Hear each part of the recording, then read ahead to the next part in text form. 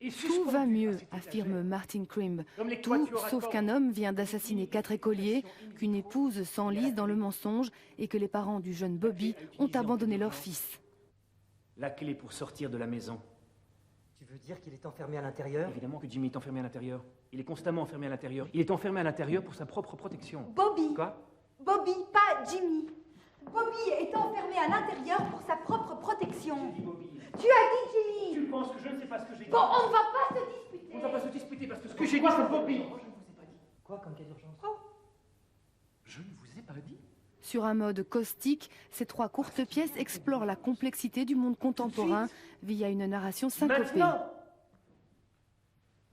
on balance des rochers, on tire des coups de feu, ce genre de trucs. Est-ce que ce sont des comédiens qui répètent?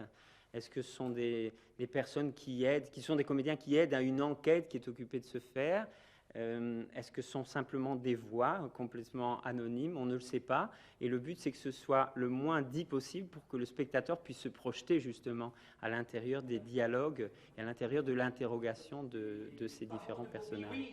L'écriture du dramaturge anglais, précise et froide comme un coup de couteau, induit une mise en scène sobre mais percutante. C'est pas une pièce difficile, c'est pas une pièce sur la violence, puisqu'en fait c'est un discours sur qu'est-ce qui se passe, comment est-ce qu'on fonctionne.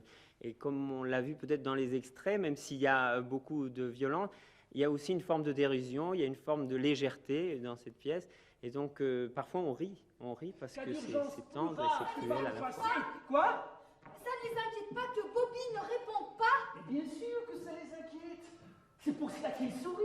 Rire pour comprendre une question essentielle, comment la société transforme-t-elle les individus ordinaires en monstres dénués d'humanité? Face au mur, à voir à la Balsamine dès ce soir et jusqu'au 10 février.